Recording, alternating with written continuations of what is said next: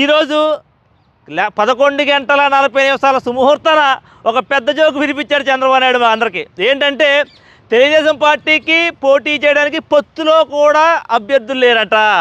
ఎందుకని మాట అంటానంటే పి గన్నవరం అంబేద్కర్ కోనసీమ జిల్లాలో మహాసేన రాజేష్ వీడికి టికెట్ కేటాయించారంట. ఎందుకు వచ్చింది చంద్రబాబు నాయుడు గారు, మీకు అభ్యర్థులు లేకపోతే బ్రహ్మాండమైన అభ్యర్థులు రాష్ట్ర వ్యాప్తంగా మీకు ఎలాగ యూట్యూబర్లే కావాలి కాబట్టి మా ఉప్పల వాలు గారు, వైజాగ్ సత్య గారు ఇలాంటి వండర్ఫుల్ క్యాండిడేట్లు ఉన్నారు, భారీ మెజార్టీతో నగ్గే క్యాండిడేట్లు ఉన్నారు.